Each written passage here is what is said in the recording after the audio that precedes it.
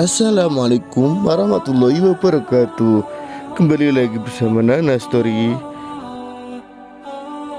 Halo kawan-kawan, bagaimana kabar kalian?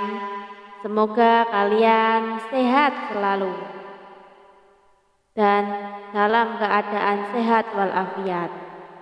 Sampai jumpa lagi bersama saya di channel Nana Story yang berisi tentang kisah-kisah inspiratif dan tentunya menarik untuk kalian ikuti. Nah, kali ini Alkisah akan bercerita tentang kisah Abu Nawas. Seperti apa kisah selengkapnya? Mari kita ikuti sama-sama dalam kesempatan kali ini. Alkisah akan bercerita tentang Abu Nawas yang meminta tolong kepada lalat. Hai, kira-kira bisa nggak ya lalat dimintai tolong?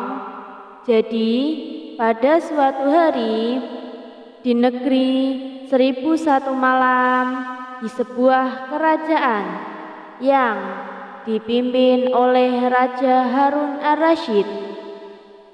Raja Harun adalah raja yang dikenal bijak dan juga disegani. Dia mampu menjaga kerajaannya menjadi makmur, namun di sisi lain Raja Harun juga memiliki sifat yang kurang baik, yaitu dia gila akan kehormatan, gila akan kekuasaan, dan juga gila akan harta yang melimpah. Hai, hal itulah yang dijadikan senjata oleh orang lain untuk menjatuhkan Raja Harun ar-Rasyid. Memiliki banyak menteri yang membantu dia untuk menjalankan kerajaannya. Di antaranya para menteri tersebut tidak semua memiliki hati yang baik, seperti yang sudah kita ketahui. Abu Nawas adalah orang kepercayaan raja, dan itu tentunya membuat iri banyak orang, karena baginda raja sangat dekat dengan Abu Nawas, dan Abu Nawas pun sering dihadiahi harta oleh keluarga, sehingga banyak orang yang menganggap Abu Nawas adalah orang yang kaya raya. Meskipun sebenarnya Abu Nawas ketika mendapat hadiah, dia berikan hadiah itu kepada orang-orang yang membutuhkan. Jadi si Abu Nawas tidak menyimpan harta-hartanya. Dia melainkan langsung diberikan kepada orang lain. Abu Nawas hanya menarik di keluarganya dengan hasil keringat. Dia sendiri sepertinya berkebun atau bertani. Salah satu menteri raja yang bernama Abu Polos mengetahui hal itu, bahwa si Abu Nawas ketika diberi hadiah oleh raja, hadiahnya diberikan kepada rakyat atau orang-orang yang membutuhkan. Melihat hal itu, Abu Polos merasa, wah, ini sombong sekali si Abu Nawas ini. Daripada uangnya diberikan Abu Nawas dan Abu Nawas diberikan kepada rakyat, lebih baik uang itu untuk aku. Harus beri pelajaran kepada si Abu Nawas ini, agar supaya dia tidak sombong. Nah, jadi si Abu Polos berencana atau memiliki niat untuk memberikan pelajaran, dalam arti dia ingin mengerjai atau menjebak si Abu Nawas. Kemudian Abu Falas mengaturlah sebuah siasat. Dia sebarkan berita bahwa di rumah Abu Nawas terdapat harta karun yang begitu banyak. Terdapat ribuan keping emas, ribuan keping permata, dan berita itu terdengar kurang kepada Raja Harun ar-Rasyid yang juga gila akan harta. Menjadi berpikir, selama ini aku telah memberikan hadiah kepada Abu Nawas. Ternyata Abu Nawas orang yang kaya dan dia menyimpan harta karun itu di rumahnya. Kemudian dia sampaikan kepada para menterinya, "Wahai para menteriku, apakah kalian mengetahui bahwa di rumahku, di rumah Abu Nawas, terdapat harta yang begitu banyak?" Bahkan menteri bingung. Sepengetahuan mereka, selama ini Abu Nawas adalah orang petani. Jadi mana mungkin di rumah Abu Nawas memiliki harta yang melimpah. Hai, meskipun sering diberi hadiah oleh raja, kemudian Abu Nawas menjelaskan kepada raja, "Ampun Baginda Raja, hamba tahu di dalam rumah Abu Nawas terdapat harta karun ribuan keping emas dan juga ribuan mutiara dan juga ribuan permata. Hai, selama ini Abu Nawas telah berbohong. Dia sengaja tidak memberitahukan harta itu agar tidak diambil oleh Baginda Raja." Raja Harun ar-Rasyid terhasut oleh omongan si Fulus. Raja Harun ar-Rasyid berpikir, betul juga. Jadi selama ini Abu Nawas setelah berpura-pura kepadaku dia orang miskin sehingga aku berbelas kasihan kepadanya. Dia sering aku beri hadiah, ternyata dia menyimpan harta karun. Harta itu harus aku ambil. Tapi bagaimana cara mengambilnya agar tidak dianggap sebagai orang yang mencuri harta orang lain? Wahai para menteriku, siapa yang memiliki ide agar harta itu bisa aku ambil? Tanpa sepengetahuan, kemudian Abu Falas pun berkata, "Ampun Tuan Raja, hamba memiliki ide-ide. Lebih baik Abu Nawas, Baginda Raja, perintahkan saja ke negeri seberang supaya ketika dia pergi kita bisa mengambil harta-hartanya di rumah Abu Nawas."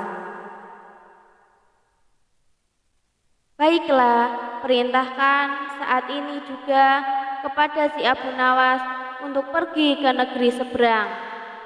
Sampaikan kepada dia untuk membelikan aku sepotong kain yang berwarna putih. Sekarang laksanakan."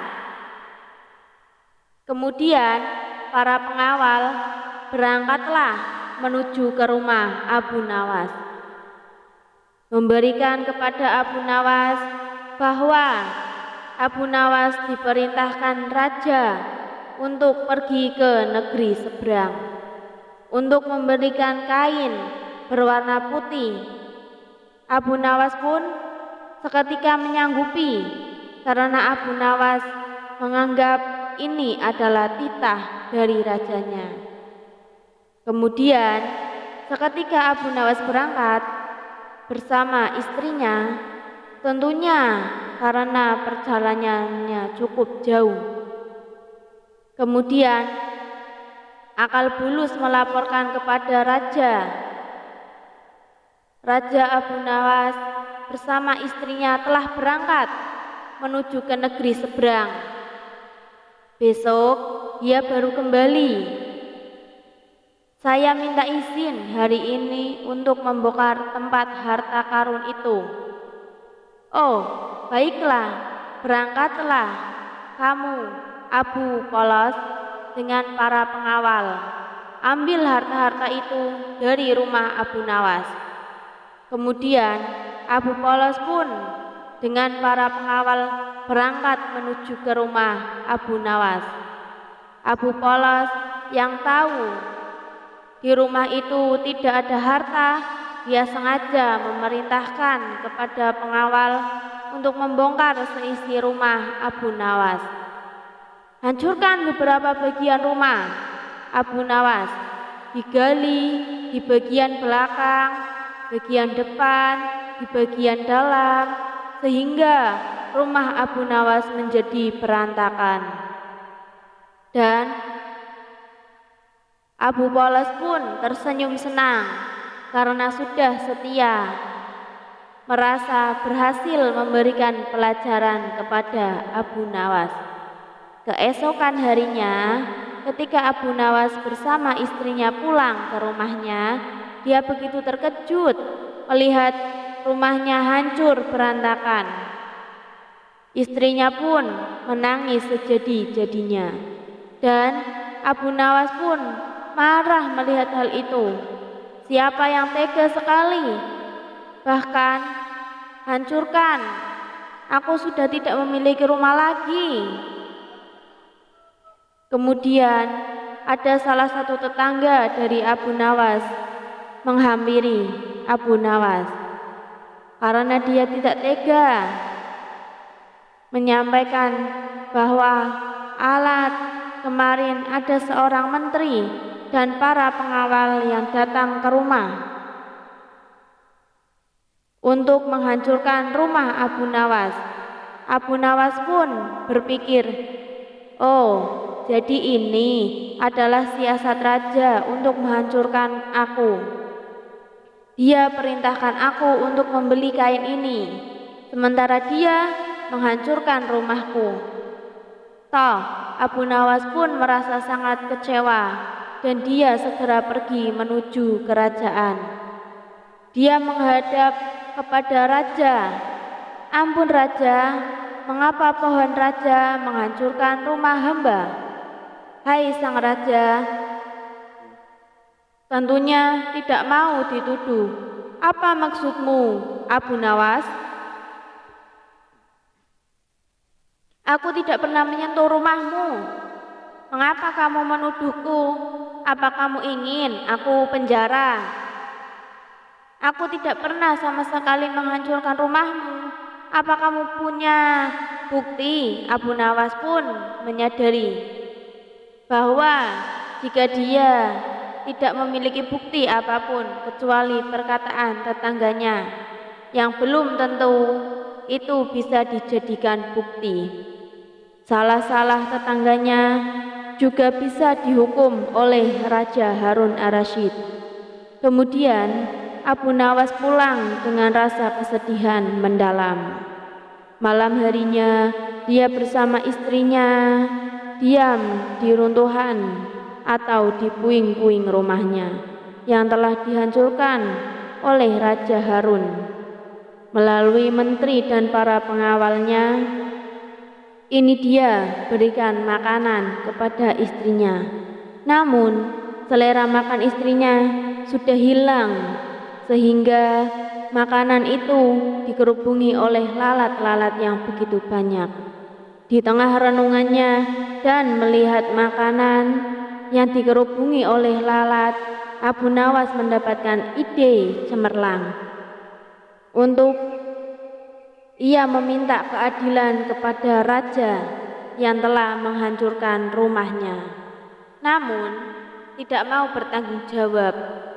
Seketika Abu Nawas membungkus makanan tadi yang telah dikerumuni oleh begitu banyak lalat dengan kain putih yang telah ia beli dari negeri seberang, yang belum sempat Abu Nawas serahkan kepada raja. Keesokan harinya Abu Nawas pun bergegas menuju Raja Harun ar-Rasyid dengan bungkusan kain putih berisi makanan yang penuh dengan lalat. Kemudian Abu Nawas menghadap kepada Raja Harun ar-Rasyid. "Ampun Tuan Raja, hamba izin menghadap. Ada apapun, Baginda Raja adalah orang yang bijaksana. Baginda Raja adalah orang yang sangat disegani. Baginda Raja adalah orang yang hebat. Baginda Raja adalah orang yang selalu tepat dalam mengambil keputusan. Hamba mohon keadilan Tuan Raja. Kemarin ada lalat-lalat yang tanpa seizin hamba datang ke rumah hamba dan memakan makanan hamba. Mohon kepada Baginda Raja untuk memberikan izin kepada hamba agar hamba bisa menghukum lalat-lalat itu. Dimanapun dia berada, tolong buatkan surat Baginda Raja agar hamba bisa menuntut keadilan kepada lalat-lalat itu yang telah memakan makanan hamba. Tolong izinkan hamba sang raja di depan para menteri yang tentunya tidak mau merasa dianggap tidak bijaksana, tidak berbuat adil kepada rakyatnya yang meminta keadilan kepada dia. Akhirnya dia pun menyetujui.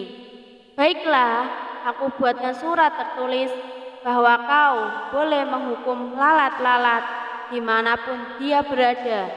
Dibuatlah long surat itu, kemudian diberikan kepada Abu Nawas. Ya ampun, ya Tuhan, kain ini belum hamba serahkan kepada Baginda Raja. Kain putih ini adalah kain yang diperintahkan oleh Tuan Raja yang dibeli di negeri seberang. Hari ini hamba serahkan. Baiklah, serahkan kepadaku. Seketika Abu Nawas membuka kain putih itu, lalu kain putih yang di dalamnya telah berisi makanan dan juga begitu banyak lalat terbuka dan menolak itu berterbangan kemana-mana. Seketika Abu Nawas mengambil tongkatnya. Dia pun kemudian Abu Nawas mengejar lalat-lalat yang berterbangan di istana raja. Juga pukul-pukul lalat-lalat itu di mana berada, di vas bunga, di kaca, bahkan Abu Nawas tidak ragu di piring-piring makanan raja. Dia pukul lalat sehingga barang-barang di istana raja menjadi hancur berkeping-keping. Raja pun tidak bisa berbuat banyak karena dia sudah mengizinkan dengan surat adib untuk memukul lalat-lalat dimanapun dia berada. Nah, setelah merasa puas, Abu Nawas mengejar larva dan menghancurkan istana raja. Abu Nawas pun berpamit. Ampun Tuan Raja, ini kayaknya terima kasih Baginda Raja adalah orang yang bijaksana. Baginda Raja adalah orang yang sangat dermawan. Dan Baginda Raja adalah orang yang adil. Terima kasih, hamba telah membuat perhitungan kepada lalat-lalat tersebut. Hamba mohon diri Baginda Raja hanya tertunduk lesu, terduduk lemas, dan dia menyadari itu adalah pembalasan dari Abu Nawas. Karena Raja telah memerintahkan kepada Abu Polos untuk menghancurkan rumah Abu Nawas. Di kemudian, setelah menyadari hal tersebut, bahwasanya Raja telah diberdaya oleh Abu Polos untuk merusak rumah Abu Nawas, Raja pun menyesal dan memerintahkan kepada para pengawal untuk menangkap Abu Polos. Abu Polos pun ditangkap karena perbuatannya. Dia dan Raja pun bertanggung jawab atas kerusakan yang telah dilaksanakan oleh menteri-menteri di rumah Abu Nawas dengan memerintahkan para pengawal membangun kembali rumah Abu Nawas dan Abu Nawas diberikan harta yang memecah. Begitu ceritanya kawan-kawan. Bagaimana? Apa yang bisa kita petik dari cerita itu? Kawan-kawanlah, kalian tulis di kolom komentar menurut kalian masing-masing. Jangan lupa ya, subscribe, like, komen di channel Nenang Story. Terima kasih.